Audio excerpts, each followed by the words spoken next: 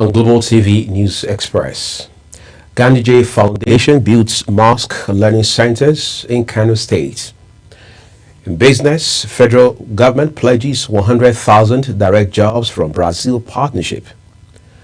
On the foreign scene, peace efforts stall as violence escalates in eastern DR Congo. And in sports, Nigerian Air Force wins third edition of Nigeria Union of Journalists Cup. Hello everyone and a very warm welcome to all our viewers in Nigeria and around the world to Global TV News Express, coming to you live from the country's capital, Abuja. I am Uyi Agumofwebe. A quick reminder that you can find us on DSTV channel 365 and Star Times channel 276.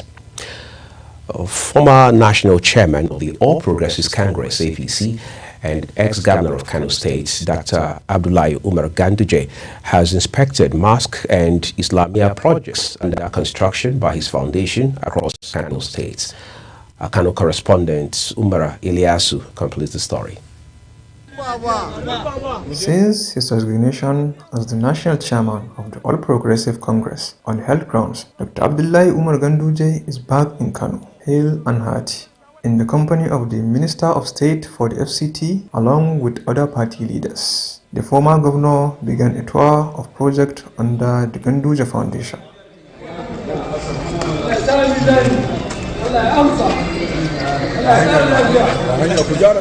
The projects include a Jum'at Mosque and Islamia at Bachirawa in Ungoku local government, a 5 daily prayer mosque with a school in the same area, and another Jum'at Mosque with a female section at Lodge Road in Nasarawa local government. The mosque is being built and fully owned by the Ganduje Foundation. It will serve the local community, providing a much needed space for both education and worship. The building is not just for male worshippers. There is also a dedicated space upstairs for women to pray comfortably. On the ground floor, there is an office for the head of the mosque and imam, as well as a large prayer hall for tafsir sessions, particularly during Ramadan.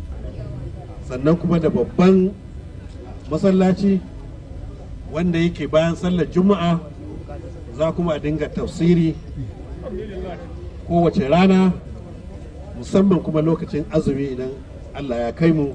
Established to promote Islam and support vulnerable communities, the Ganduje Foundation says it has built hundreds of mosques and Islamic schools across Nigeria. The inspection was attended by top APC figures, including Dr. Nasir Yusuf Gauna, Maria Mahmoud, former Chief of Staff Mahmoud Garba, and other dignitaries. With communities eagerly awaiting completion, the projects stand as a continuation of Ganduje's social and religious interventions. Oh, thank you so very much, Correspondent Umar.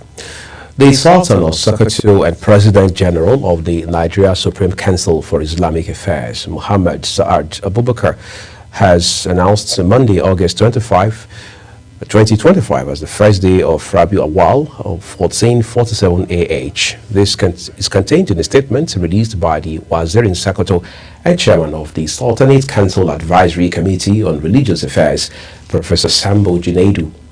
Professor Junaidu said the declaration followed reports from the Sultanate Council Advisory Committee on Religious Affairs in conjunction with the National Mosque Siting Committee, which confirmed that no sighting of the new crescent was received from mosque siting committees across the country on Saturday, 23rd August 2025, corresponding to 29th Safar 1447 AH. The King Salman Humanitarian Aid and Relief Center has successfully concluded its voluntary medical outreach for open heart surgery and cardiac catheterization in Kano State. In a statement, it said the 5-day campaign, which ran from August 18 to 22, 2025, brought together a 25-member team of highly skilled Saudi medical volunteers who performed dozens of complex procedures with remarkable success. It also noted that the team conducted a number of open-heart surgeries and cardiac catheterizations, all of which were completed successfully, bringing renewed hope to patients and their families. Quite inspiring there.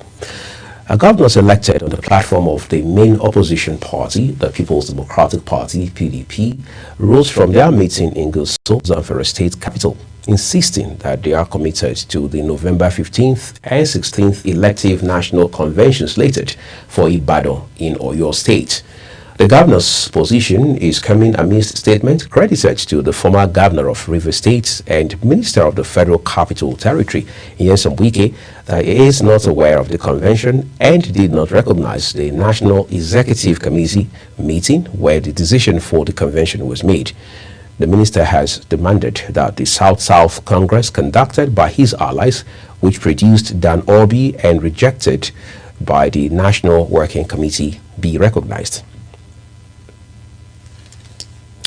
On a sad note, a 16-year-old girl, Praise Malachi, has lost her life in flooding while rushing home to check her senior school certificate examination SSCE results, which her friends told her were excellent. Her father, Emmanuel Malachi, said it was around 6 p.m. after rainfall when his daughter's friends came to his shop and informed of the results were out and that she had performed excellently well.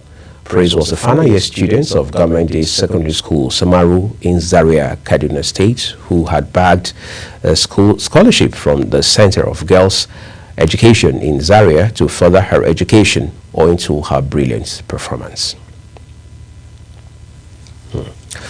What more can we say?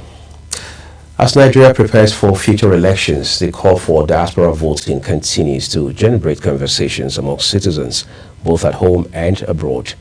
While many see it as a way to deepen democracy, others believe the country is not yet ready for the challenges it presents.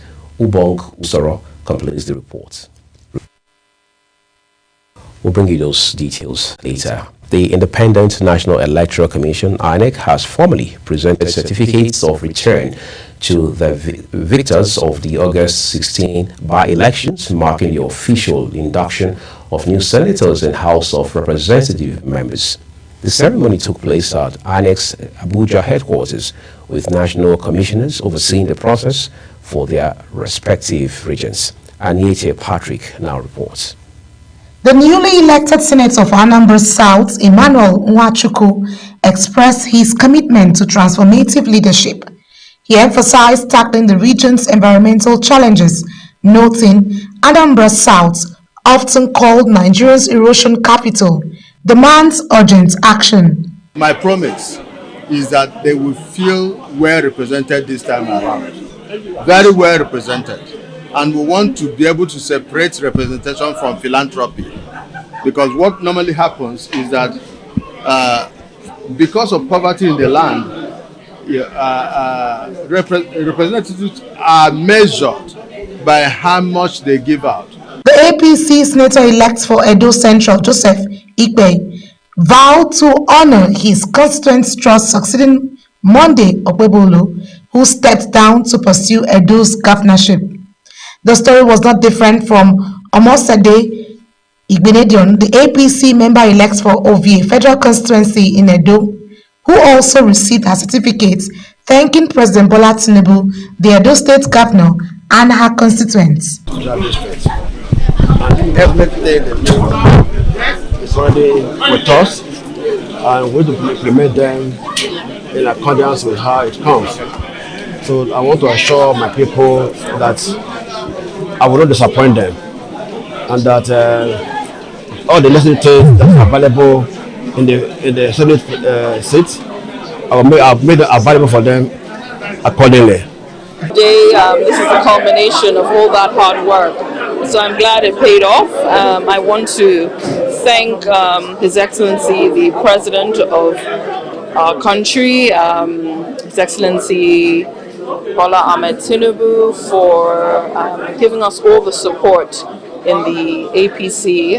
Indeed, this is my first time contesting on this platform, and it was amazing. INEC further announced that certificates of return for newly elected state assembly members will be issued on Friday by resident electoral commissioners at the state offices.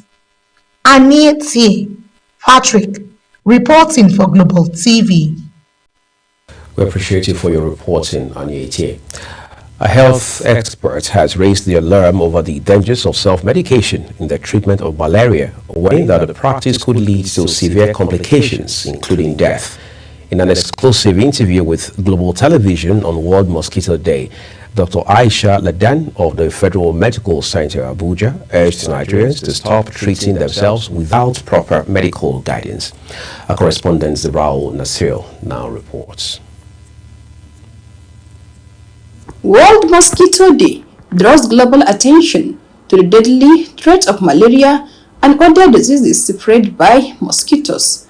Dr. Aisha Ladan explained that while malaria remains the most common illness transmitted by the mosquito, others such as yellow fever and dengue fever are also of major concern. She observed that many Nigerians have turned themselves into doctors by self-treating malaria, a practice that she cautions will result in death. Everyone has become a doctor when it comes to treating malaria, and that is a very big danger in the sense that problems arise like drug resistance. So wrong diagnosis is also a problem. You see someone coming down with fever, body pains and headache, and the next person, oh, it's malaria, go to the pharmacy and get malaria medications. They take this medication and they don't get better. So the delay in diagnosis and institution of the right treatment can lead to complications.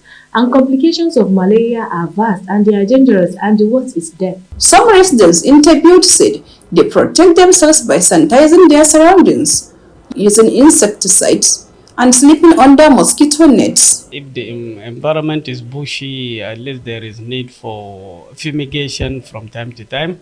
Then, you know, nowadays mosquitoes are very stubborn. Still they penetrate through the windows and doors and enter the rooms. Sometimes we use mosquito nets, and sometimes mosquito coils and insecticides. The implication is that it gives malaria and fever. Even though malaria and fever, they are almost the same thing. It causes malaria. Then how do you protect yourself? I protect myself by using mosquito nets and ensuring that my environment is clean, and most times cleaning my drainages to be sure that the place is dry. Mosquito bite causes malaria, and the best way to prevent malaria is to eliminate mosquitoes. And to do that, you can use mosquito nets, treated mosquito nets, and mosquito breed on dirty environments. So you must make sure your environment is tidy. This year's theme for World Malaria Day 2025 is Malaria Ends With Us. Reinvest, reimagine, reignite. This year's theme emphasizes the need to intensify efforts in combating malaria, particularly in vulnerable communities, and ensure equitable access to preventive measures. Zahra Unasur, reporting for Global TV News. Zerao and Asher, they're helping us to look at the scourge of malaria and the need for citizens to put an end to self-medication. We appreciate you, Zerao. In Nigeria, the question of truth and trust within families has taken center stage, with growing calls for DNA tests to be made mandatory at birth. What was once a private matter between couples has exploded into a national debate, stirring legal, medical, cultural, as well as religious discussions across the country. In this special report, our correspondent Sadia Yakubu takes a look at the story sparking intense conversations across Nigeria, the rising calls for mandatory DNA testing at birth. In recent months, Nigerians have witnessed a surge in demand for DNA tests, primarily in matters of paternity. What began as isolated domestic disputes has grown into a public reckoning, with implications for family law, child rights, and national identity. From shocking court cases to viral social media stories, allegations of paternity fraud have exposed a troubling trend. Legal experts say that requests for DNA tests in custody and divorce battles have increased by over 70% in some Nigerian states. The preparation that needed to be done before it's fed into the machine that will do the reading is done, and the machine is optimal in function, in reagent, the reagent that I use are optimal, and that the lab or hospital is accredited and has integrity, so that people, because we know things can happen, so that it's not based on vested interests, they are manipulated to give a certain report. We are seeing a lot of cases where men are questioning the paternity of their child or children, sometimes after years of raising them, and the courts are beginning to allow DNA results as admissible evidence. So our religion saying if you have issue for your wife, or they thinking this speaking is not your block, you go and confirm to hospital or not, so that to confirm is your own or they are not your own. It's not about mistrust, it's about trust. Every child deserves to know who their real parents are, and every man deserves to know the truth before investing years of emotional and financial support. But not everyone agrees.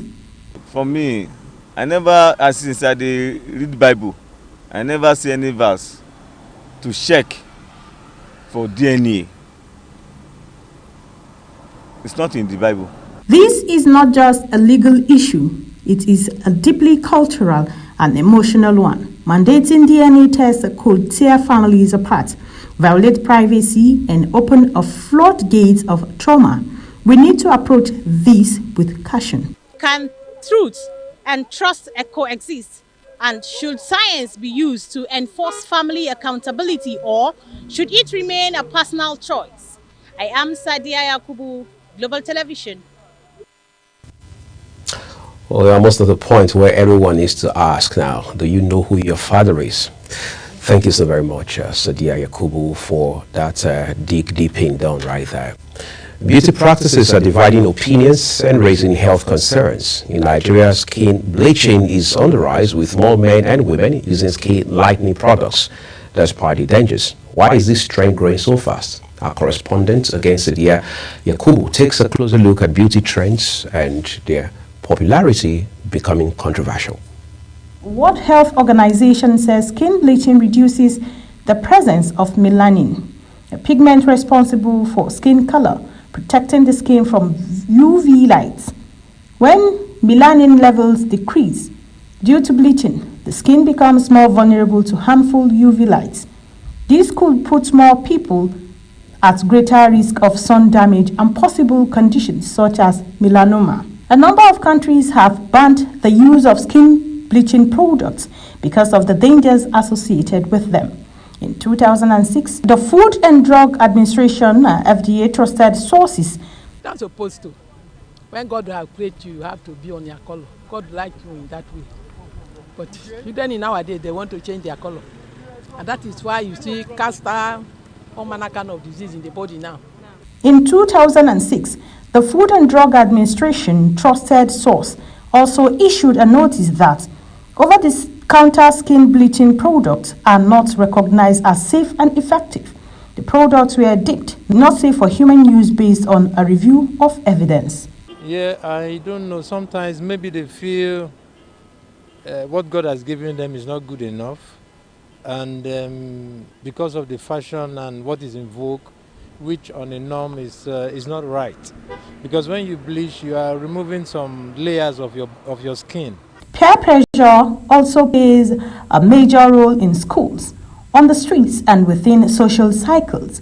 Many Nigerians have faced direct or subtle encouragement to tone or glow up. I believe, number one, when somebody bleach, another person wants to be like them. It's a cause. Another thing that causes it is some people, that is what their partners want. So their partner will tell them to go and do it. But it's not just about vanity. For some, skin tone affects economic opportunities. Some job seekers believe lighter skin gives them a competitive edge in the workplace. In some communities, marriage prospects are influenced by skin tone. Fair skin is still wrongly considered more attractive, especially for women. The causes of skin bleaching among Nigerian citizens are complex, rooted in history, reinforced by media and fueled by social and economic pressure. But as the movement for self-love and body positivity gains momentum, many are beginning to reject harmful beauty standards and embracing their natural skin. Sadia Yakubu, Global Television. Amazing. You're watching the live broadcast of News Express. When the rest of the news returns, federal government pledges 100,000 direct jobs from Brazil partnership. We have those details coming shortly, plus foreign and sports stories for you. On the other side of this break, please do stay with us.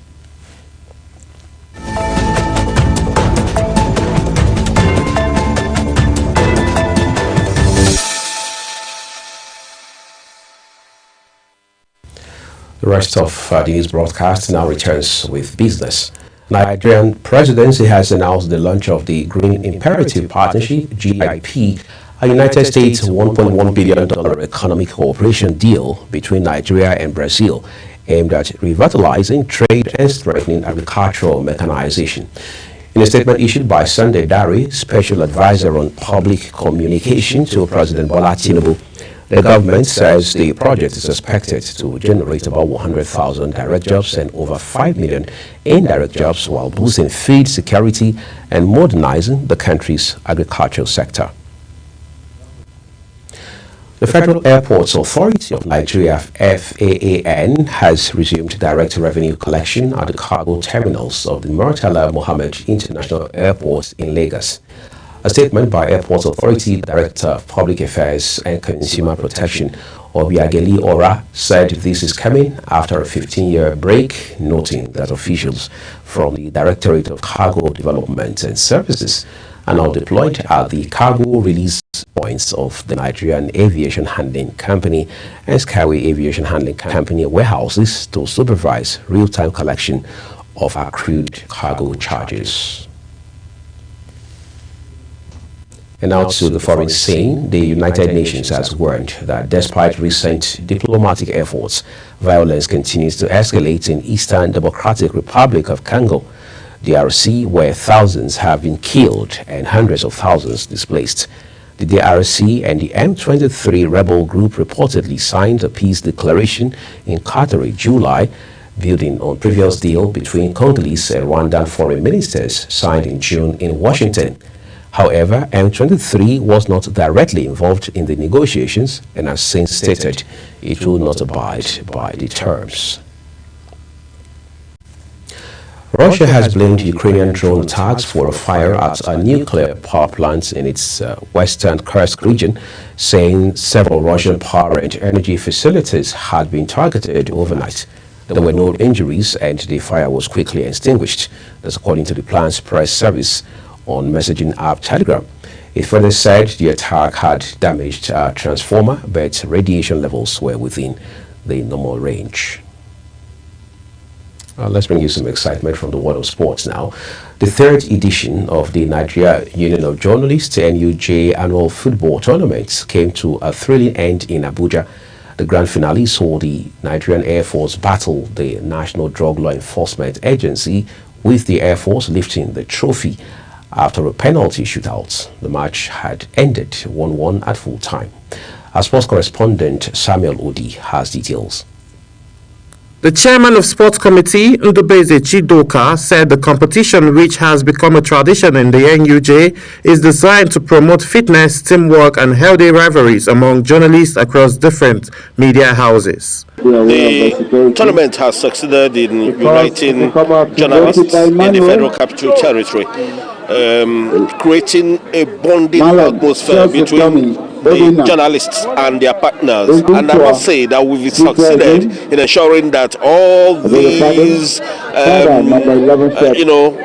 razzmatazz are bonded together to ensure that we have a brand of AUJ that everybody will be happy with.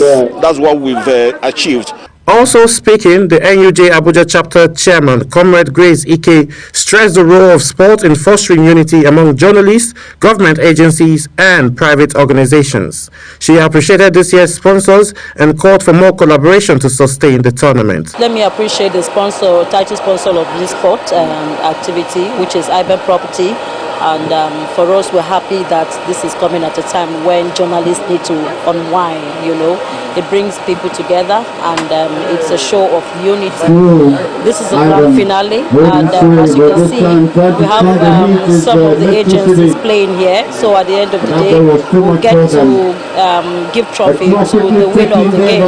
Well, it's not about the winner, it's about letting the world know that NUJ is not about writing stories alone. We are also out to, to be in the media space, to, carry everybody along as a community stuff, and to let the public know that we are out to promote unity, we are out to promote community development, we are out to promote, to foster unity, peace and unity. So I'm happy this is coming. This is the grand finale, and the winner will be won, and the winner will be given their trophies. Same with the second runner-up. So I also want to use this opportunity to say thank you to the award. They performed very well. Women did, and if not for the mercenary, we would have won that game. Beyond the excitement on the pitch, organizers say annual competition showcases the versatility of journalists, highlighting their talent beyond reporting while strengthening bonds within the profession. It's because we believe in the process. We are very happy and excited doing it. I want to thank the leadership of the NUJ for talking it wise to at least put up an event like this. Like they say, all work with no play makes Jack a dull boy. And this is part of fitness anyway, you understand. So for us, we believe, health is wealth. It's just something we could do to also give our support to the journalists so they can be fit to do a lot more. As the curtains fell, medals were presented to participants, and the Nigerian Air Force was crowned champions of the 2025 edition. Samuel Odi, reporting for Global Television News. Well, thank you, Anita. That's Global TV News Prime News Express for you. A quick reminder that Global TV is on DSTV channel 365 and Star Times channel 276. And we are Mofuegbe saying we appreciate you for your time with us. We'll see you again.